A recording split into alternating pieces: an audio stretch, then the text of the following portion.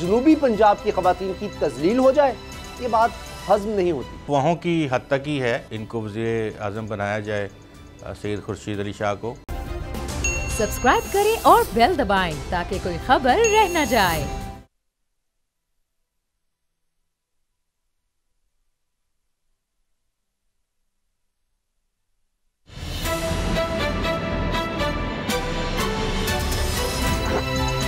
अब पता चला। बिस्मिल्लाहिर्रहमानिर्रहीम, अस्सलाम वालेकुम। मैं हूं मोहम्मद उसामा गाजी और आप देख रहे हैं अब पता चला। नाजरीन, चराग तले अंधेरा वाला मुहावरा तो आपने सुना होगा, लेकिन आज बुज़दार सरकार के दौर में इसकी अमली तस्वीर भी देख ली। खबर यह है कि जनूबी पंजाब का वज़ीर आला हो और इसी के दौर में जनूबी पंजाब की खवातीन की तजलील हो जाए, ये बात हज़म नहीं होती। किस्सा यह है कि आज लाहौर में लेडी हेल्थ विजिटर्स भर्तियों के लिए इंटरव्यूज थे। इंटरव्यू क्या थे? मेरिट की धज्जियां उड़ने के नज़ारे थे। मुजफ्फरगढ़ से 30 के करीब खवातीन इंटरव्यू के लिए लाहौर पहुंची, जिन्हें 8 घंटे इंतजार कराया गया। वक्त खदशात और रुकावटें दूर करने की पेशगोई बल्कि पेश की मनसूबाबंदी भी की जा रही है। इस हवाले से हम ख्याल ग्रुप और इत्तेहादियों का किरदार अहम होगा। इन बैकडोर राब्तों को लेकर अपोजिशन के एक अहम रुकन ये दावा कर रहे हैं कि मामला तेज रफ्तारी से आगे बढ़ रहे हैं और दोनों जमातें निगरान सेटअप के क़याम पर सलाह मशवरे कर रही हैं। निगरान सेटअप के हवाले से खुर्शीद शाह के नाम पर इत्तेफाक का दावा भी किया जा रहा है, लेकिन सवाल यह है कि यह सब नून लीग और पीपल्स पार्टी का सियासी ख्वाब है या इस ख्वाब को ताबीर देने की किसी से यकीन दहानी हासिल कर ली गई है, जो अपोजिशन इन हाउस तब्दीली से सीधे निगरान सेटअप के मशवरों तक चली गई है। ये किस्सा क्या है, इसी से आगाज़ करते हैं। बाबू डोगर साहब, गुलाम मुर्तज़ा साहब मेरे साथ हैं। गुलाम मुर्तज़ा साहब, इस्लामाबाद में आप मौजूद हैं। धार आज भी कौमी असम्बली का इजलास जारी है, तकरीरों पर तकरीरें हैं, लेकिन ये खुर्शीद शाह साहब का नाम बतौर वज़ीर आज़म, ये ऐसी हवाई बातें हैं या वाकई बात यहाँ तक चली गई है? जी बहुत शुक्रिया। अभी सूरत हाल जो है वो अफवाहों की हद तक ही है और बातचीत तो कहीं ना कहीं हो रही है, जारी है, लेकिन इस हद तक बात जो है वो नहीं पहुंची कि इनको वज़ीर आज़म बनाया जाए सैयद खुर्शीद अली शाह को। लेकिन अगर कोई ऐसी सूरत हाल के करीब बात पहुंची तो ये मैं आपको बताऊं कि खिता पोठोहार से बंदे को सिलेक्ट किया जाएगा। अच्छा। और for certain period of time. जी, खिता पोठोहार से, जी रावलपिंडी से उनका ताल्लुक़ होगा और वो आएंगे। अगर ये इस तरह के जो सिस्टम है इस तरह का बन गया या कुछ सूरत हाल तमाम पार्टियां इस पर मुत्तफ़िक हो गई तो फिर उनके नाम के ऊपर इत्तफाक होगा या उनका नाम जो है वो फ्लोट हुआ है। अच्छा। और उसके ऊपर बहुत सारे जो तहफ़्फ़ुज़ात, यानी कि कह लें कि किसी को कोई ज़्यादा तहफ़्फ़ुज़ात नहीं है, क्लियर नाम है उनका। अच्छा। तो वो उन्होंने ख़ुद ये बात किसी अपने दोस्त को बताई थी, तो ज़ाहिर है कि हमें भी उस तवज्जुह से वो बात सुनने को मिली, क्योंकि सियासतदान इसी तरह से बात करते हैं। लेकिन ये इस तरह से बात नहीं थी कि उन्होंने चलवाने के लिए या मीडिया के ऊपर बात करने के लिए नहीं दी थी, बल्कि अपने दोस्तों के साथ खुशी का इजहार किया। गुलाम से बताएं कि ये निगरान सेटअप है, ये -1 है, क्योंकि ये नए इलेक्शन तो नहीं है बराह रास्त जो पहले डिमांड थी, या सारे इस्तीफे नहीं आ रहे, ये क्या है? और इसमें क्या अपोजिशन के साथ हुकूमती इत्तेहादी जमातें भी होंगी या तहरीक इंसाफ के लोग भी आ सकते हैं? तहरीक इंसाफ के लोग अगर ना भी आएँ तो पाकिस्तान मुस्लिम लीग नवाज़ है, पाकिस्तान पीपल्स पार्टी है, MQM है, क्यू लीग है, तो ये दे आर सफिशेंट नंबर्स ये है इनके पास। और ये तमाम ये 4 के 4 जमातें जो हैं ये मिल के और छोटी जो काफ लीग और MQM ऑन बोर्ड आ गए हैं या अभी कोई स्टेज फाइनल की तरफ बढ़ रही है, यानी ये सारे मामला? उनके तकरीबन आप ये कह लें कि 60-70% तक तो उनका बातचीत उनकी हो गई है। बाकी भी उनके साथ मामला जो हैं वो तय किए जा रहे हैं। ये तकरीबन एक इस तरह आप कह लें कौमी हुकूमत टाइप को वक्त जो है वो इस तरह का किया जाएगा। ये बातें हुई हैं। अच्छा, जो आना चाहे। मैं दोबारा आता हूँ क्योंकि यही आज बड़ा अहम मौजू है, बहुत बड़ी बात है कि ये बातें अब इस तरफ चल गई हैं। बाबर साहब, ये बातें तो हुकूमत जब से आई हो रही थी गिराने की, लेकिन इस दफ़ा जिस तरह से ये शहबाज शरीफ साहब मुलाकातें कर रहे हैं, बिलावल साहब की स्टेटमेंट, अभी ख्वाजा आसिफ साहब ने ये बात कही है कि जी ये 27 फरवरी, या उन्होंने डेट तो नहीं बताई, इकट्ठे भी निकल सकते हैं, यानी दोबारा से सारी जमातें इकट्ठे होना और जिस तरह अभी गुलाम रज़ा साहब बता रहे हैं कि MQM और काफ लीग ये भी यानी बातचीत में चल रहे हैं, और उन्होंने वैसे स्टेटमेंट्स और इशारे वाज़े तौर पर दिए हुए हैं पिछले कम से कम 6 महीने में ऐसे कि अगर वो किसी भी दिन दूसरी तरफ चले जाएं तो आप ये नहीं कह सकते ये सब अचानक कैसे हो गया। वो तो कहेंगे कि जी हम तो काफ़ी अरसे से कह रहे थे कि इतना बुरा हाल है इकॉनमी का।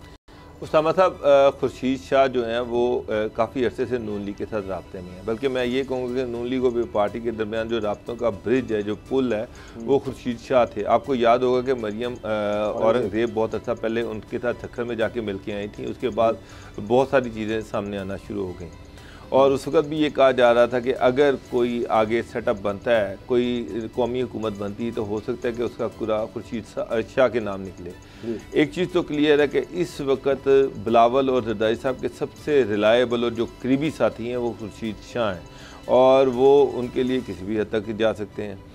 अब जहाँ तक बात आ गई कि क्या वाकई गवर्नमेंट जो है इसकी तब्दीली की कोई बात हो रही है, चीज़ चल रही है, ये बड़े अरसे से चल रही थी। गवर्नमेंट या वज़ीर आज़म? वज़ीर आज़म देखें, वज़ीर आज़म जाते हैं तो गवर्नमेंट भी चली जाएगी। फिर ये नहीं है कि PTI में उनको कोई रिप्लेसमेंट नहीं होगी, कोई नेशनल गवर्नमेंट की तरफ। मैं इसलिए कहा था कि मंजूर वसान साहब जो हैं मुशीर ज़राअत हैं सिंध में, उन्होंने ये कहा कि जी पहले भी तो एक ही टेन्योर में 2 वज़ीर आज़म रहे हैं, तो यानी नून लीग के दौर में नवाज शरीफ के बाद शाहिद खान अब्बासी, उससे पहले आप देखें यूसुफ रज़ा गिलानी के बाद राजा परवेज़ अशरफ, अच्छा उससे पहले भी वैसे ज़फ़रुल्लाह जमाली साहब, फिर कुछ अरसे के लिए चौधरी शुजात साहब, और उसके बाद फिर शौकत अजीज़ साहब। तो ये भी होता रहा है, लेकिन पार्टी वही रही। लेकिन इस दफ़ा आपको लगता है कि नहीं, तहरीक इंसाफ फारेग है इमरान खान के बगैर, ये बाकियों के साथ होगा एक कौमी हुकूमत टाइप? उसामा साहब, तहरीक इंसाफ की मेजोरिटी जो है ना, अगर कोई नेशनल गवर्नमेंट बनती है तो उसका हिस्सा होगी। मासा चंद एक क्लोज सर्कल के जो इमरान खान साहब के लोग हैं, जो नज़रियाती तौर पर PTI के साथ है शुरू दिन से, उनके अलावा मेजोरिटी जो है वो जिस तरह से ये दूसरी पार्टियों से टूट के PTI के साथ गए थे, इसी तरह से टूट के वो वापस अपनी सियासी जमातों में वापस चले जाएंगे। ये मैं आपको बता रहा हूँ। जहाँ तक बात है नो कॉन्फिडेंस की मूव की, इस दफ़ा वाकई सीरियस है। अच्छा। नून लीग जो थी उसको सबसे बड़ा इशू ये था कि जो अगर नो कॉन्फिडेंस आता है, नई गवर्नमेंट बनती है, तो मियाँ साहब को ये था कि उसका मैंडेट क्या होगा, उसमें नून लीग को क्या फ़ायदा होगा, उसमें मियाँ साहब को क्या फ़ायदा होगा, मरियम नवाज़ को क्या फ़ायदा होगा। अब ये सारी चीज़ें जो हैं ये सेटल होनी है। सही। सबसे पहली चीज़ ये है कि अगर इमरान खान साहब की गवर्नमेंट उड़ती है, ख़त्म होती है, तो नवाज शरीफ की पाकिस्तान में वापसी पॉसिबल हो जाती है। आज दरखास्त भी चली गई सर वो दरखास्त को छोड़ें। अच्छा, बहुत सारी चीज़ें होंगी। मियाँ साहब जो हैं, अगर देखें नून लीग की अपनी टर्म्स एंड कंडीशन है, मियाँ साहब अगर मैनूवर कर रहे हैं, वो ये चाह रहे हैं कि ये गवर्नमेंट जाए, तो इस गवर्नमेंट के होते हुए तो उनकी वापसी पॉसिबल नहीं है, मुमकिन नहीं है। ठीक, इक़्तिदार में आना, बाकी चीज़ें तो बात की हैं। पहली बात तो ये है कि ये गवर्नमेंट जाएगी तो वो जो तलवार है वो ख़त्म होगी, वो प्रेसिडेंशियल पार्डन भी हो सकता है उनको, बहुत कुछ हो सकता है, लेकिन सबसे पहले ये है कि इस गवर्नमेंट के खिलाफ नो कॉन्फिडेंस आए, ये जाए, और उसके बाद मियाँ साहब जो है वो वापस आएँ। हुकूमत की तरफ से देखिए मरीम नवाज़ का केस है, नवाज शरीफ का केस है, उसके बाद शहबाज शरीफ पे FIA की जो तलवार लटक रही है, ये सारी चीज़ें उसी सूरत में ख़त्म होती हैं जब PTI की गवर्नमेंट जाती है और नून लीग को खेलने का मौका मिलता है। सही। तो नून लीग को तो इसमें फ़ायदा ही फ़ायदा है। अगर एक कौमी गवर्नमेंट बनती है, नेशनल गवर्नमेंट बनती है जिसमें नून लीग और पार्टी का रोल होगा, तो इसमें सबसे बड़े बेनिफिशरी कौन होंगे? अच्छा। नून लीग और पार्टी होगी, उनकी लीडरशिप होगी, जिन पे मुकदमात हैं, कोई बाहर है, कोई बेल पे है, कोई जनाब किसी को ज़बानबंदी है, तो वो सारी चीज़ें जो है वो तभी ख़त्म होंगी अगर इस तरह का कोई सेटअप बनता है। तो और सेकेंडली, और दूसरी बात जो है वो है इत्तेहादियों की। MQM और काफ लीग जो है वो किसी सूरत में इस टैग के साथ अगले इलेक्शन में नहीं जाना चाहते कि वो PTI के इत्तेहादी रहे हैं। अच्छा। उनकी अब जो हालात हैं, जिस तरह से महंगाई है, मुझे गवर्नमेंट को बड़ी परेशानी मुश्किल पेश आ रही है कि वो नेशनल असम्बली से मिनी बजट किस तरह से पास करवाएगी, और अगर नेशनल असम्बली से करवा भी लेती है तो सेनेट में किस तरह से पास होगा जी। तो इस सारे सिनेरियो में IMF की वो जो डील है या पैकेज, वो इतनी आराम से इतनी जल्दी नहीं आने वाला, ये भी साफ नज़र आ रहा है। जी, वो तो डिले हो गया। और महंगाई जो है वो आपके सामने है। महंगाई का तूफान जो है वो बढ़ता जा रहा है और गवर्नमेंट उसको कंट्रोल करने में टोटली मुकम्मल तौर पर नाकाम है।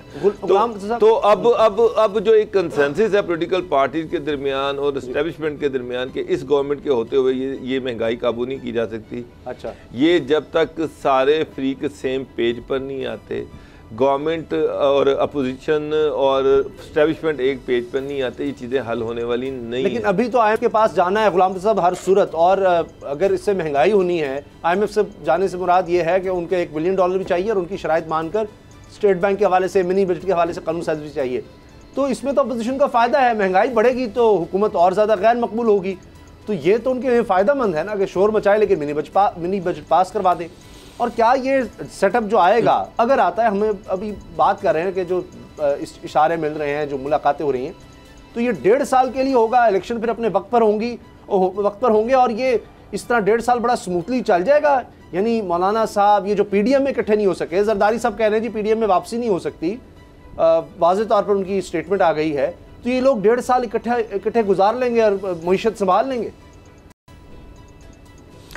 सबसे पहले तो बात है मौलाना फजल रहमान साहब की, उनका तो पहले दिन से यही मौक़िफ़ है, यही कहना है कि वो नए इंतखाबात चाहते हैं ताकि जो फ्रेश मैंडेट है वो आए लोगों के पास और तमाम सियासी जमातें जो हैं अपनी अपनी पॉलिटिकल गेन जो है वो हासिल करें। दूसरी तरफ मियां नवाज शरीफ जो हैं, उनकी अभी गुज़िश्ता 2-4 दिनों में जो उनके राब्ते हुए हैं उसमें वो कुछ आमादा नज़र आते हैं इस एतबार से कि हुकूमत को चलता किया जाए। और इस वक्त जो सूरत हाल है, ये रेस्क्यू टाइम जो है इसको कंसिडर किया जाए, ताकि अगर 1.5 साल मज़ीद इंतज़ार किया जाए, मज़ीद हालात माशी तौर पे ख़राब हो जाएँ और फिर हमारे पास वो कोई ऑप्शन भी ना बचे कि हम इंटरनेशनल डोनर्स से जो इंटरनेशनल फाइनेंस कॉरपोरेशन या IFC या दीगर जो बैंक्स हैं उनके साथ हम अपने राब्ते भी ना कर सकें। तो उससे पहले हमें ये एक इस तरह के इक़दाम करने की ज़रूरत है कि जिसको हम रेस्क्यू एंड रिलीफ यानी कि ये पीरियड जो है डिक्लेयर किया जाए। तो ये सीरियसली इसके ऊपर बातचीत हो रही है और इसमें जो आप जानते हैं कलेक्शन तो वही जो इस वक्त पाकिस्तान तहरीक इंसाफ के साथ जमातें खड़ी हैं वो पाकिस्तान मुस्लिम लीग नवाज़ और पाकिस्तान पीपल्स पार्टी के साथ खड़ी होंगी। तो ये कोई बहुत ज़्यादा उसमें नहीं है कि नामाकूल और या जो काम ना हो सके वो नहीं है, नामुमकिन नहीं है, तो ये हो सकता है। लेकिन इससे पहले आपको ये भी अर्ज़ कर दें कि सादिक संजरानी सेनेटर जो चेयरमैन साहब वो मौलाना साहब वो कहते जी ये सब कुछ जो है एस्टेब्लिशमेंट के बगैर नहीं हो सकता, तो अब उन्होंने ऑन बोर्ड ले लिया एस्टेब्लिशमेंट को। देखिए, आम सियासी जमातें कोई भी बड़ी हों छोटी हों वो एस्टेब्लिशमेंट को ऑन बोर्ड नहीं लेती, बल्कि वो जिसको एस्टेब्लिशमेंट कहते हैं वो ऑन बोर्ड लेती है सियासतदानों को, तो वो एतमाद में लेते हैं। देखें, इसको हम कोई और नाम दें या तनकीद करें या मनफी तौर पे इसको देखें, तो पूरी दुनिया में हुकूमतें स्ट्रेटजिकली जो भी होती हैं, पॉलिटिशियंस होते हैं और साथ जो एस्टेब्लिशमेंट होती है वो मिलके बहुत सारी चीज़ें डिसाइड करते हैं जब क्राइसिस होता है। जब क्राइसिस ना हो तो ज़ाहिर है सियासतदान भी अपनी अटकेलियाँ करते हैं और एस्टेब्लिशमेंट भी उनको खुली छुट्टी दी है कि वो जो करना चाहें करें। एक डायरेक्शन जो है किसी भी स्टेट की, उसमें सारे जितने भी स्टेक होल्डर्स होते हैं, चाहे वो किसी भी मुल्क की आप देखें आला अदलिया हो, उसका मीडिया हो, अवाम है, दीगर लोग हैं, उसमें एस्टेब्लिशमेंट सियासतदान, ये सब मिलकर मतलब बड़े बड़े बिजनेसमैन या कंपनीज जो होती हैं उनकी भी उसी तरह इन्वॉल्वमेंट हो रही होती है। लेकिन आगे हमने बात करनी है कि इमरान खान साहब के अपने अपने लोग क्यों छोड़कर जाते हैं और ऐसे से फिर राज उगलने लग जाते हैं कि अजीब बात है। मगर उससे पहले शॉर्ट कमेंट बाबर साहब, ये बदनाम नहीं हो जाएगी जमातें अगर ये आती हैं 1-1.5 साल के लिए, माशी हालात इतने बुरे रहेंगे तो इलेक्शन में उल्टा इनके लिए नुकसान नहीं हो जाएगा? वही जो नवाज शरीफ की सोच थी कि नहीं जी हमने तो इलेक्शन करवाने हैं, मौलाना की सोच थी, उसको डेंट नहीं पड़ जाएगा? लोग कहेंगे जी इन्होंने भी महंगाई कंट्रोल नहीं की बल्कि और ज़्यादा हो गई, क्या पता क्या हालात हो जाए, पेट्रोल की क्या सूरत हाल हो, तो इनको तो लेने के देने पड़ जाएंगे। उसामा साहब और इमरान खान साहब फिर कंटेनर पर। मेरी बात सुने, ये जो आप बात कर रहे हैं ना कि इकोनॉमी संभल नहीं रही, और ये सियासी पार्टियां जो भी आएंगी, जो इंटरिम गवर्नमेंट बनेगी, जो नेशनल गवर्नमेंट बनेगी, वो इकोनॉमी को कैसे संभालेगी, इस चैलेंज को किस तरह से संभालेगी। जी, मेरा ज़ाती ख्याल है कि इंटरिम गवर्नमेंट जो है ये सिर्फ ये तो जो IMF की डील है शायद इसको आगे लेके चले, और ज़ाहिर बात है कि IMF की डील के बगैर मुल्क का चलना नामुमकिन है, ये सभी को पता है। इकोनॉमी हमारी इस हालत में नहीं है कि IMF की मदद के बगैर हम इकोनॉमी को आगे चला सकें। इशू सिर्फ इतना है कि ये जो गवर्नमेंट है ये इनसे ना इकोनॉमी संभल रही है, ना एडमिनिस्ट्रेशन संभल रही है, ना इनसे कोई चीज़ों की मैनेजमेंट हो रही है, तो ये चीज़ हम अफोर्ड नहीं करते। अगली जो भी गवर्नमेंट आएगी वो कोई उसके पास कोई मैंडेट नहीं है, उसका अगला काम यही है कि 4-6 महीने गुजरने के बाद अगले जनरल इलेक्शन का अनाउंस कर दे। ये एक इंटरिम पीरियड होगा, इंटरिम गवर्नमेंट होगी एक तरह की, उसके बाद वो आगे इलेक्शन अनाउंस करेगी और उसके बाद एक इंटरिम गवर्नमेंट मज़ीद आएगी। तो ये जो 4-6-8 महीने इसने ये गुजारने हैं, उसके बाद जो भी गवर्नमेंट आएगी असल चैलेंज उसके लिए इकोनॉमी, ये नेशनल गवर्नमेंट इकोनॉमी नहीं संभाल सकती, ये मैं आपको क्लियरली बता रहा हूँ। इनके वो जब आप एक फुल फ्लैज एक नए मैंडेट के साथ एक नई गवर्नमेंट आएगी, उसके लिए ये बड़ा चैलेंज होगा। इनका काम सिर्फ इतना है कि वो जो एक बफर पीरियड है उसको गुजार के, तो इमरान खान के फायदे की चीज़ नहीं होगी, चीज़ उनसे संभल नहीं रही और इस तरह उनको हटाया जाएगा। वो कहेंगे देखिए मैं तो बेहतर कर रहा था, मुझे वक्त ही पूरा नहीं करने दिया गया, और उनको अपोजिशन करने का मौका मिल जाएगा और अगले इलेक्शन में उनके पास ये आ जाएगा कि जनाब तब तक कुछ भूल भी जाएंगे लोग। उसामा साहब मैं आपको एक चीज़ बता दूँ, अगर ये गवर्नमेंट इमीडिएटली नहीं जाती जी, अच्छा, और अगले 3 महीने के बाद कुछ सिचुएशन तब्दील हो जाती है, कुछ नई तकर्रियाँ हो जाती हैं, तो शायद ये सारी जो चीज़ें हैं इन सारी पॉलिटिकल पार्टीज़ के हाथों से निकल जाएंगी, चीज़ें किसी और साइड पे चली जाएंगी। तो जो भी होना है वो इससे पहले होना है। सही, अगर इससे पहले ये सारा कुछ ना हो सका तो सिनेरियो बिल्कुल डिफरेंट होगा।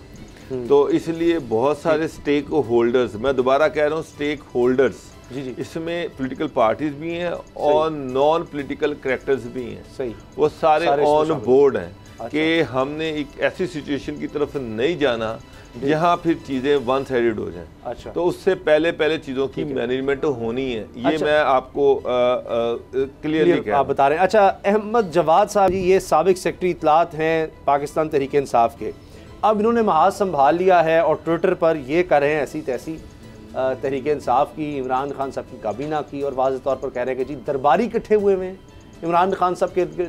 फिर ये कह रहे हैं अब ये सेक्रेटरी इत्तलात रहे हैं जी तहरीक इंसाफ के, अब वही अकबर एस बाबर को देख लें और बहुत सी मिसालें हैं। तो गुलाम नबी साहब ये जो बातें कर रहे हैं कि जी करोड़पति अरबपति कैसे बन गए PTI के दौर में, ये सब ये इल्ज़ामात हैं, कोई नाम उस तरह से बताएं या कोई प्रूफ लेकर आए कि ये बंदा था इसके साथ इस तरह हो गए, तो ये नाराज़ होकर जो चले जाते हैं उनके यानी होते हुए अंदर कोई इस तरह की बात क्यों नहीं सामने लाते जब मौजूद होते हैं, जब सेक्रेटरी इत्तलात होते हैं। बड़ा वैलिड पॉइंट है आपका इस हवाले से कि जब वो अपनी सीट पे विराजमान होते हैं तो उस वक्त उनको कोई गलती नज़र नहीं आती, और जो ही उनको निकाल दिया जाता है तो फिर पार्टी जो है वो गलतियों से भर जाती है। तो ये पॉलिटिकल सिस्टम में ये सियासी जमातों के अंदर ये आज़ादी होनी चाहिए कि डरते हुए बात ना की जाए बल्कि ज़मीर की आवाज़ पे बात की जाए, क्योंकि इन्होंने अवाम की नुमाइंदगी करनी है।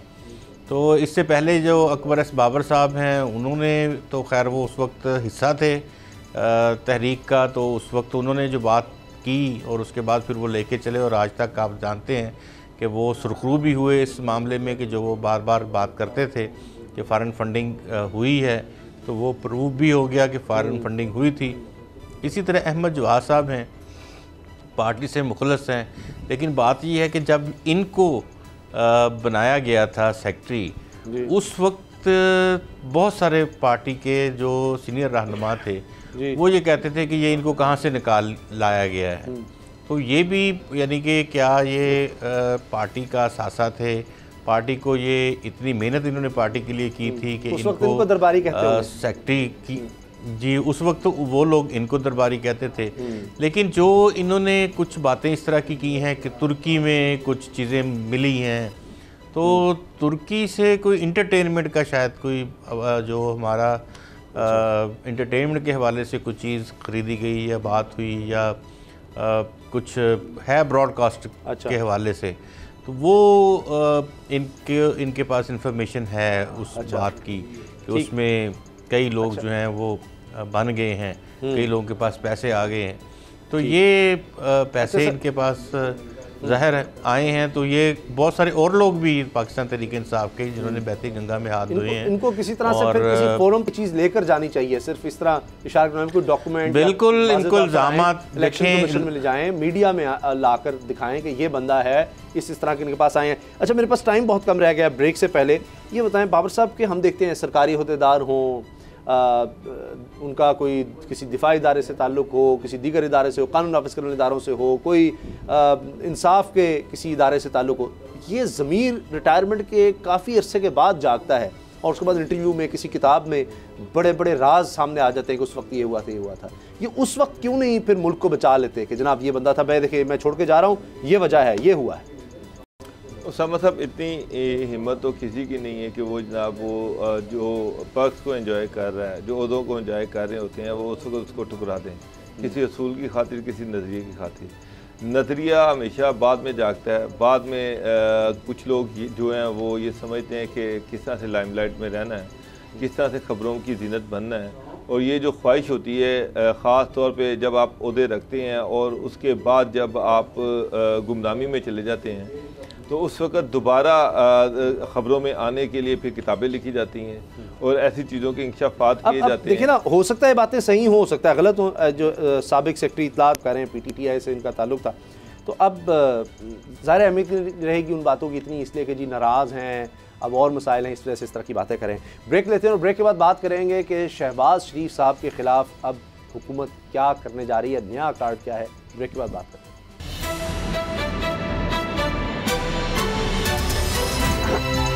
अब पता चला। शहबाज शरीफ साहब के ख़िलाफ़ हुकूमत ने फ़ैसला कर लिया है कि अब अदालत जाना होगा, हर सूरत अदालत में जाया जाएगा। और फवाद चौधरी साहब ने इस बारे में ये कहा है कि जी सारा फ्रॉड था नवाज़ शरीफ का बाहर जाना, शहबाज शरीफ की शख्सी ज़मानत पर वो गए और ये सब फ्रॉड खेला गया। 17 महीने से कोई उन्होंने इलाज नहीं करवाया, 2 साल हो गए हैं नवाज़ शरीफ साहब को बाहर गए हुए। बड़ा सोच विचार किया गया, ये कहा जा रहा था जी कि लीगल टीम जो है इस पर सोच रही है कि ज़रा पक्का हाथ डालना है इस दफ़ा, पहले ही शहबाज शरीफ साहब बड़ी दफ़ा निकल चुके हैं। अब गुलाम साहब, इसके साथ हमने और भी बात करनी है कि जी एक दरख्वास्त तैयार हो गया है, ताहयात नाअहली वाला जो मामला है उस पर सुप्रीम कोर्ट बार की तरफ से जाएगी दरख्वास्त। सलमान शहबाज के हवाले से भी जनाब दरख्वास्त की जा रही है बरतानवी हुकूमत से। लेकिन पहले ये शहबाज शरीफ साहब के बारे में बताएं कि कितना आपको लगता है कि ये यानी तैयारी के साथ आ रही है हुकूमत, क्योंकि ख्वाजा आसिफ साहब का बयान सामने आया है, वो कह रहे हैं कि ये डूबते को तिनके का सहारा है कि हुकूमत को कुछ समझ नहीं आ रही, अब अपना बचाव कैसे करना है, तो चलो ये कर लेते हैं, शहबाज शरीफ के ख़िलाफ़ निकलते हैं। देखिए, शहबाज शरीफ साहब के ख़िलाफ़ तो आप भी जानते हैं कि गुज़िश्ता 4 साल से जो कुछ भी हो रहा है उसमें कभी अंदर कभी बाहर ये लव हेट का रिलेशनशिप उनके साथ PTI का चल रहा है। इस तरह मियां नवाज शरीफ के साथ भी चल रहा है, लव हेट का रिलेशन है, कभी आज लव हो गया, कल हेट हो गई। तो ये इस तरह से इनकी जो सूरत हाल है वो चलती रहेगी, क्योंकि ज़ाहिर है कि इन्होंने दोनों पार्टीज़ ने पॉलिटिक्स इधर ही करनी है, पॉलिटिक्स पंजाब में ही ज़्यादातर। तो जब रिप्लेसमेंट की है पाकिस्तान पीपल्स पार्टी को पाकिस्तान तहरीक इंसाफ ने, तो अपने वोटर्स को इंटैक्ट रखने के लिए ये इस तरह के हिले बहाने कर रहे हैं। लेकिन अब बात तो समझ आ चुकी है पाकिस्तान तहरीक इंसाफ के भी बहुत सारे रहनुमाओं को, और पाकिस्तान मुस्लिम नवाज़ के अंदर भी ये बात समझ में आ चुकी है कि वो ना तो वो एहतसाब है, ना वो तहकीकात हैं, ना वो जो इससे पहले चीज़ें होती थी वो ऐसी चीज़ें अब नहीं हैं। तो अब वो भी सीरियस नहीं लेते हैं कि नोटिस भिजवा दें, नोटिस चले जाएंगे, तो उसके बाद अपीयर होना है अदालत में, तो वो नॉर्मल जिस तरह केसेस इनके चल रहे हैं पहले से, तो उसमें अपीयर हो जाएंगे। तो ये अब एक फियरलेस पॉलिटिक्स जो है वो पाकिस्तान मुस्लिम लीग नवाज़ ने अब शुरू की है, क्योंकि वो जिस तरह कहते हैं कि दांत नहीं रहे हुकूमत के।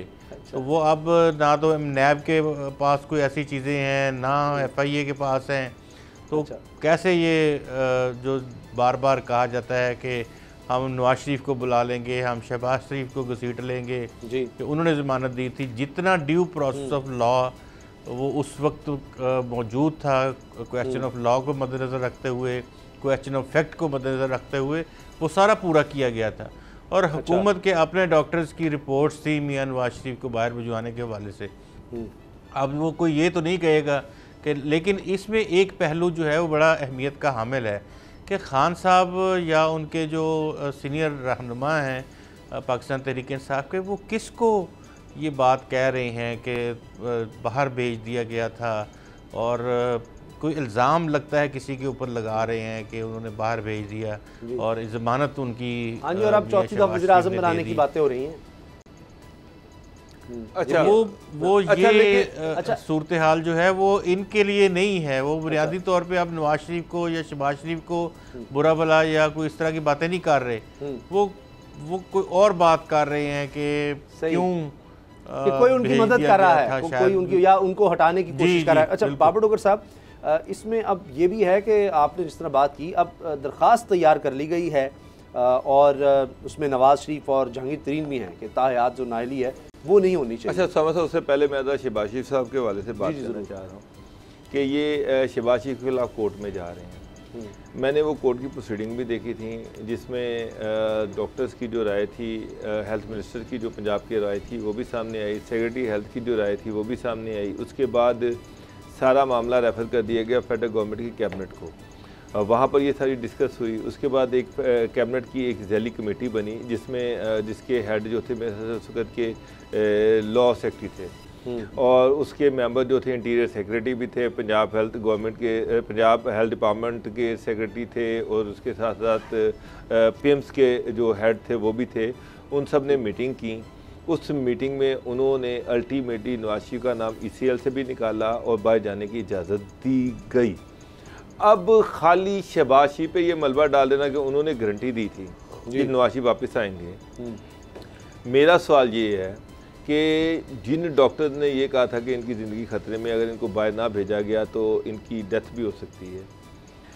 उसके बाद सुन लें, और उसके बाद ये मामला फेडरल गवर्नमेंट को रेफ़र हुआ। उसके बाद इंडिपेंडेंट डॉक्टर्स की राय ली गई। तो मेरा सवाल ये है कि क्या फेडरल गवर्नमेंट सोई हुई थी? क्या ये सारे डॉक्टर जो थे ये नवाज शरीफ के साथ मिले हुए थे? तो क्या इनकी अपनी हेल्थ मिनिस्टर जो थी डॉक्टर के साथ मिली हुई थी? क्या फेडरल मिनिस्टर लॉ जो थे वो नवाज शरीफ के साथ मिले हुए थे? क्या इंटीरियर सेक्रेटरी जो थे वो नवाज शरीफ के साथ मिले हुए थे जिन्होंने नाम उनका ECL से निकाला? खाली कोर्ट पे डाल देना या शहबाज शरीफ पे डाल देना, मुझे ये बड़ी अजीब बात करी। ये सारी गेम का एक एस्पेक्ट जरूर था कि एक चीज़ पे तो गवर्नमेंट को कंसेंसस था कि अगर नवाज शरीफ को कुछ हो गया तो फिर जवाब देना मुश्किल हो जाएगा, तो लिहाजा इसको बाहर भेजा जाए। इस पे गवर्नमेंट आमादा थी। अब उसका एक एलिमेंट ये था कि जी चले फिर अगर वो वापस ना आए तो गारंटी ले लीजिए शहबाज शरीफ से। बात ये है कि ठीक है, मैं फिर ये चाहता हूँ कि फिर वो सारी चीज़ें सामने आनी चाहिए। वो लोग जिन्होंने कहा था अगर नवाज शरीफ का 17 महीने इलाज नहीं हुआ, मैं आपकी बात मान गया, तो वो डॉक्टर जिन्होंने लिख के दिया था कोर्ट को भी और फेडरल गवर्नमेंट को भी, वो ब्यूरोक्रेट जिन्होंने लिख के दिया था गवर्नमेंट को भी और फेडरल गवर्नमेंट को भी और कोर्ट को भी कि अगर मियां साहब को बाहर नहीं भेजा गया तो इनकी डेथ हो सकती है, तो फिर उनको भी पकड़ा जाए, उनको भी कटहरे में लाया जाए। ये खाली शहबाज शरीफ क्यों? एक आदमी बीमार था, उसकी रिपोर्ट वो वहां गया, वो सही हो गया, अब लिख कर दिया जी जब ठीक हो जाएगा वापस आएगा। वो कब से ठीक है? वो कहने के जी वो इलाज करवा रहा है। पहली बात तो ये डिटरमिन करनी है, ये तो कहने वो बीमार ही नहीं था, ये तो गवर्नमेंट कहती वो बीमार ही नहीं था, वो तो हमें फ्रॉड करके निकल गया। जी। तो फिर उस फ्रॉड के जो भी करैक्टर सामने आएंगे, चाहे वो डॉक्टर थे, चाहे वो मिनिस्टर थे, चाहे वो चीफ मिनिस्टर पंजाब था, जितने भी करैक्टर थे वो सारे सामने आने चाहिए। एक थोरो इन्वेस्टिगेशन होनी चाहिए, प्रोब होनी चाहिए।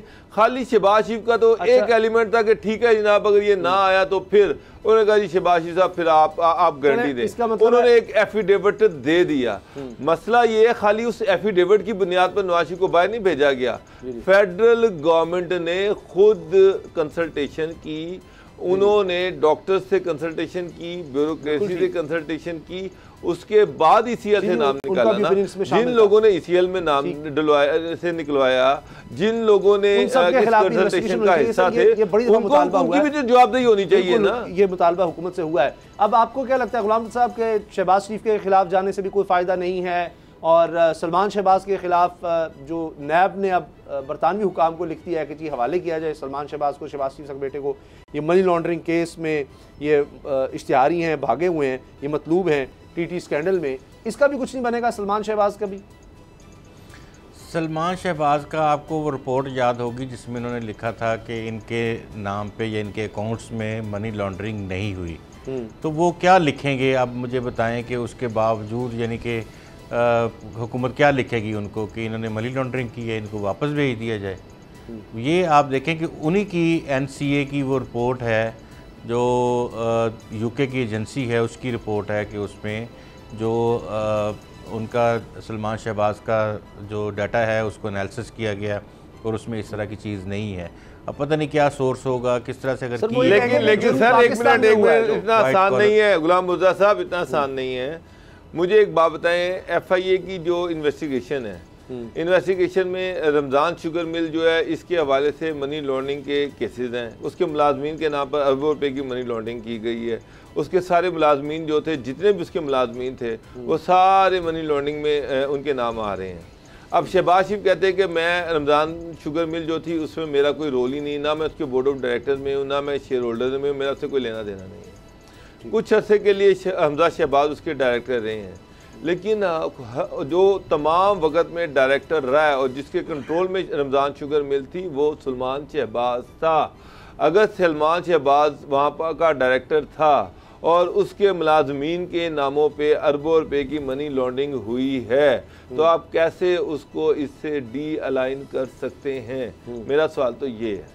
अच्छा, इसके साथ अब डोगर साहब मैं यहाँ पे एक बात मैं बात करना चाहूँगा एक और, कि क्या पाकिस्तान का सबसे बड़ा और सबसे अहम तरीन मसला यही रह गया है कि सर ये तुसी गोंगलों तो मिट्टी चाड़ रहे हो। देखे जिसने जो जुर्म किया उसने अपना जवाब देना है। अब ये तो नहीं है कि सलमान शहबाज जो है वो पूरे मुल्क की इकोनॉमी का सवाल तो नहीं उसे पूछ रहे, उससे तो उसने जो जुर्म किया उसी की बात हो रही है ना। ये तमाम वो हरबे हैं कि अवाम को इस तरफ लगा दिया जाए जैसे इससे पहले लगाया गया था, और शहबाज शरीफ फिर मेरी एक बात सुने, फिर थाने भी बंद कर दें, चलाई जाए, कोर्टें भी बंद कर दें, अगर इसी तरह ही करना है। तो ये सारी चीज़ें जो हैं वो डाइवर्जन है बुनियादी तौर पे कि उनके नाम लिए जाएं, ना लोगों को महंगाई की तरफ तवज्जो दी जाए, बस ये बात हो। अच्छा सर, पकड़ लिया, मुझे ये बता दें, 1 रुपया भी अगर ना मिले इस मौके पर, जहां अब एक तरफ अपोजिशन तैयारी कर रही है, कौमी हुकूमत की करीब आ रही है, ये दरख्वास्त तैयार कर ली गई है, सुप्रीम कोर्ट में ले जाई जा रही है और सुप्रीम कोर्ट बार एसोसिएशन की तरफ से कि जी ताहयात नहली ख़त्म होनी चाहिए। अब इससे बराह रास्त फ़ायदा अगर इसके हक़ में फ़ैसला आ जाता है इस दरख्वास्त पे, तो नवाज़ शरीफ और जहांगीर तरीन को होगा। इसकी कितनी अहमियत है? सर मेरे पास 1 मिनट है। गुलाम मुर्तज़ा साहब देखिए, जहांगीर तरीन साहब की जो नाहली है और मियां नवाज शरीफ की नाहली है, उसको उन्होंने बाइफरकेट करने के लिए ये कहा है कि इंतखाबी उज़रदारियाँ अगर हों तो फिर तो नाहली हो सकती है, अदरवाइज़ जो ताहयात है वो नहीं हो सकती, क्योंकि तमाम यकसा होते हैं कानून की नज़र में, और इक्विटी बिफोर द लॉ ये प्रिंसिपल है कानून का, तो उसको मद्देनज़र रखते हुए उन्होंने ये कहा है कि for the period of 1 term आप उसको किसी को डिस्क्वालीफाई कर सकते हैं और इससे ज़्यादा नहीं किया जा सकता। तो इसकी तशरीह की ज़रूरत है। सुप्रीम कोर्ट ऑफ पाकिस्तान इसको बिल्कुल इसकी तशरीह करेगी। चले, सही है, पॉसिबिलिटी है कि अगर सुप्रीम कोर्ट ऑफ पाकिस्तान समझती है। देखें, वाकई मैं इससे एग्री करता हूँ कि इसकी तशरीह की ज़रूरत है कि एक बंदे को क्या ताहयात नाअहली की जा सकती है उसकी, और आपका कोई ऐसा लॉ है नहीं है। तो सुप्रीम कोर्ट ने जो ताहयात नाअहली की है उसकी तशरीह करें। इसमें मैं एग्री करता हूँ गुलाम मुर्तज़ा साहब से, और इसी बुनियाद पर यह पिटीशन की जा रही है।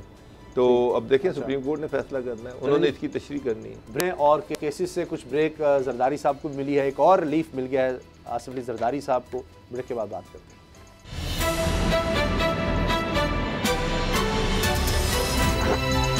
अब पता चला। आसिफ अली जरदारी साहब को एक और रिलीफ मिल गया। हर तरह के केसेस जरदारी साहब के खिलाफ रहे हैं, काफ़ी अरसा उन्होंने जेल भी काटी, लगभग 10 साल। अब एक और केस, ये न्यूयॉर्क प्रॉपर्टी केस है। इसमें एहतसाब अदालत में पेश हुए जरदारी साहब, उनके वकील पेश हुए फ़ारूक एच नाइक, और उन्होंने कहा कि जी नैब इंक्वायरी कर रहा है ये न्यूयॉर्क प्रॉपर्टी केस की, और नैब कहता है जी भी वारंट गिरफ्तारी हमने कोई जारी नहीं किए। प्रोसिक्यूटर भी नैब के कहते रहे, और अभी तक उन्होंने कहा जी वारंट गिरफ्तारी नहीं जारी किए। बहरहाल दोनों तरफ से दलाइल आए और उसके बाद फैसला महफूज हुआ, जो बाद में सुना दिया गया। तो ज़मानत क़ब्ल गिरफ्तारी की दरख्वास्त मंजूर हो गई है, यानी अब नैब बग़ैर इजाज़त के अदालत के गिरफ़्तार नहीं कर सकता जरदारी साहब को। बाबू डोगर साहब, आज एक और बयान आया है इमरान खान साहब का। एक तो ये आया कि जी अब भी कीमतें कम हैं पेट्रोल की इंटरनेशनल मार्केट से, साथ में कहा कि जी ये करप्शन के ख़िलाफ़ जंग को मैं जिहाद समझता हूँ। अब लगता है कि वो मुसलसल ऐसे लग रहा है कि वो हार रहे हैं जंग। जिस तरह से जिन लोगों के ख़िलाफ़ वो कहते थे, और जब उन्होंने आगाज़ किया अपनी सियासत का, तब से लेकर आज तक वज़ीर-ए-आज़म बनने तक 20-25 साल वो यही कहते रहे, जरदारी शरीफ ख़ानदान ये चोर हैं, इनको नहीं छोड़ूंगा, इनको नहीं छोड़ूंगा। लेकिन जब इनका इक़्तिदार का वक्त आया तो ये 3 साल में पकड़े ज़रूर गए, लेकिन किसी केस में अभी तक 3 साल से सर कुछ हमें नज़र नहीं आता कि किसी में सज़ा हो। जेल ज़रूर गए शहबाज शरीफ साहब भी, नवाज़ शरीफ भी, जरदारी साहब भी, लेकिन बाद में रिलीफ कहीं ना कहीं मिल जाता है। उसामा साहब देखें, करप्शन जब हम कहते हैं कि करप्शन के खिलाफ, मैं ये समझता हूँ कि अगर मैं समझता हूँ कि जंग करना चाहता हूँ या जंग कर रहा हूँ, तो फिर वो ऊपर से शुरू हो और नीचे तक उसका ट्रिकल डाउन इफेक्ट हो। मेरा मतलब है फिर थानों में भी करप्शन ना हो, फिर कचहरी में भी करप्शन ना हो, पटवारी में भी करप्शन ना हो, डिस्ट्रिक्ट एडमिनिस्ट्रेशन में भी करप्शन ना हो, आम आदमी को रिलीफ मिले। आम आदमी थाने जाए तो वहाँ पर उसके साथ उसको इंसाफ मिले। एक आम आदमी थानेदार के पास जाए, एक आम आदमी पटवारी के पास जाए, तहसीलदार के पास जाए, डीसी ऑफिस जाए, बर्थ सर्टिफिकेट के लिए जाए, डेथ सर्टिफिकेट के लिए जाए, किसी भी काम के लिए कहीं भी जाए, उसको अपने बच्चे को दाखिल करवाने के लिए रिश्वत ना देनी पड़े, उसको अपना बच्चा नौकरी भर्ती करवाने के लिए रिश्वत ना देनी पड़े। इसको कहते हैं करप्शन फ्री। जिस तरह यूरोप में है, वहाँ पे करप्शन का कोई कंसेप्ट नहीं है। जिस तरह से अमेरिका में खान साहब बार बार अमेरिका यूरोप की मिसालें देते हैं। ये जो नारा होता है ना कि मैं नवाज शरीफ को नहीं छोड़ूंगा, मैं शहबाज शरीफ को नहीं छोड़ूंगा, ये करप्ट है, जरदारी करप्ट है, ये सियासी नारे हैं, ये अवाम को बेवकूफ़ बनाने वाले नारे हैं। मैंने एक दफ़ा एक मिनिस्टर से पूछा कि जनाब आपने अगला इलेक्शन लड़ना किस तरह से, इकोनॉमी तो आपको कंट्रोल नहीं हो रही। उसने कहा जनाब हमने करप्शन का नारा लगा के इलेक्शन लड़ना है कि ये लोग करप्ट थे, इनकी वजह से इकोनॉमी ख़राब हुई और हम इनको नहीं छोड़ेंगे। तो अभी तक वो, ये मैं आपको 2 साल पहले की बात बता रहा हूँ, तो यकीन जाने वही मंजन बेचने की कोशिश की जा रही है जो पिछले इलेक्शन में बेचने की कोशिश की गई। 5 साल के बाद इमरान खान साहब ये कहें कि जनाब, या 4 साल के बाद ये कहें कि जी ये बड़े करप्ट थे और मैं एक एक पैसा इनसे निकलवाऊंगा, तो क्या अगले 100 साल में निकलवाएंगे? किया क्या आपने? परफॉर्मेंस क्या है? नैब में कौन सी रिफॉर्म लेके आए हैं? कौन सा आपने एंटी करप्शन में रिफॉर्म लेके आए हैं? आपने क्या थाने और सरकारी महकमों से करप्शन ख़त्म कर दी है? क्या आज ईज टू डूइंग बिजनेस जो है वो बिल्कुल आराम से हो रहा है? क्या लोग जो है इनकम टैक्स की करप्शन ख़त्म हो गई है? आज आप इनकम टैक्स के महकमे में चले जाएँ, जो इनका सबसे बड़ा रिफॉर्म्स का एजेंडा था कि हम इसमें रिफॉर्म लेके आएंगे, अभी तक कह रहे हैं। आप वहाँ पर जाएँ, आपको कहेंगे जनाब इतने पैसे दें और आपका सारा टैक्स माफ़, जो कहेंगे वही भर देंगे। उसामा साहब मुझे नाम लेके बताएं कौन सा ऐसा महकमा है जहां पर करप्शन नहीं हो रही? कौन सा ऐसा अफसर है जो करप्ट नहीं है? कौन सा ऐसा मिनिस्टर है जो करप्शन नहीं कर रहा? बात यह है कि आपने आम आदमी को करप्शन से रिलीफ दिलवाने के लिए क्या काम किया? मेरा तो सवाल ही ये है। आपने डिस्ट्रिक्ट एडमिनिस्ट्रेशन में क्या चेंजेस लेके आए? क्या आपने पुलिस में रिफॉर्म्स की? भाईजान ये नारा तो, इस पे तो आम आदमी राजी नहीं है। अच्छा, आपके नवाज शरीफ करप्ट है, शहबाज शरीफ करप्ट है, आम आदमी को इससे गर्ज नहीं है। वो जब थाने जाता है और वहां पर उससे पैसे मांगे जाते हैं, जब उसकी मोटरसाइकिल को पकड़ के चलान कर दिया जाता है फजूल में और कहा जाता है कि 200 रुपया दे दो जान छुड़वानी है, तो सर उसका तो अगर वो जमीन के वाले से, जिसी के वाले से जाता है, वहां पर पैसे मांगे जाते हैं। LDA में पैसे मांगे जाते हैं, इरिगेशन में पैसे मांगे जाते हैं। आज भी खाद की बोरी जो है वो मसनूई तौर पे महंगी की जाती है, पैसे लेके तेल महंगा कर दिया जाता है, पैसे लेके चीज़ें महंगी कर दी जाती हैं।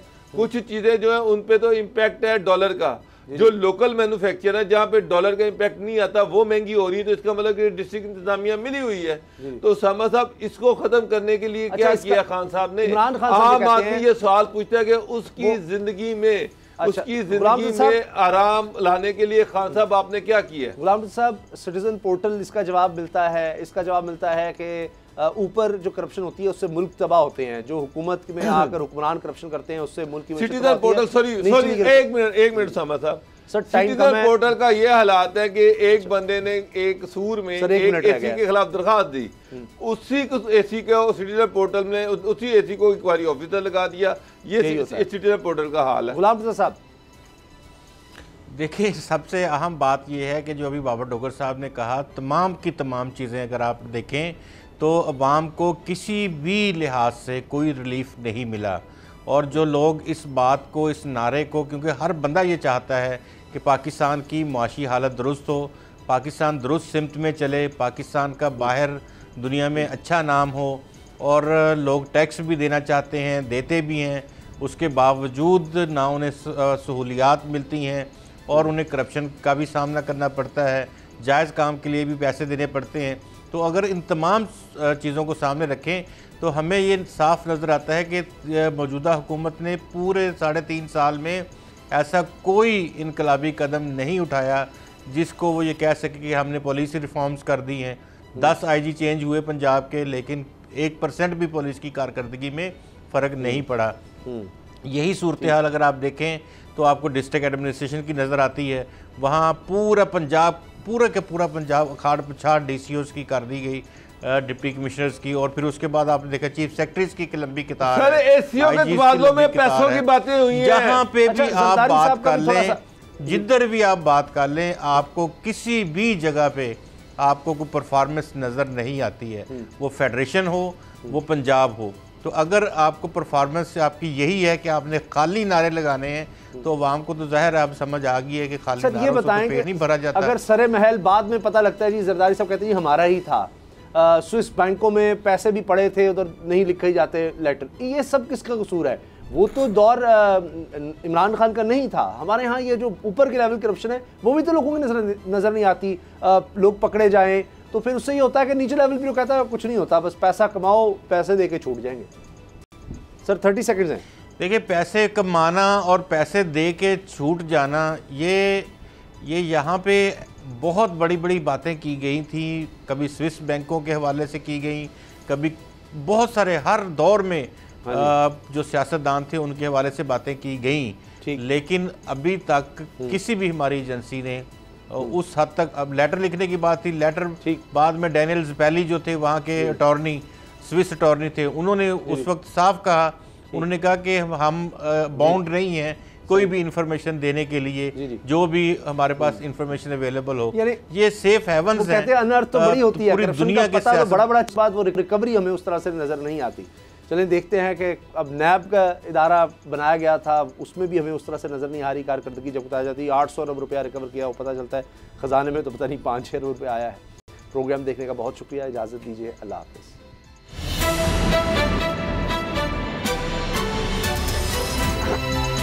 अब पता चला।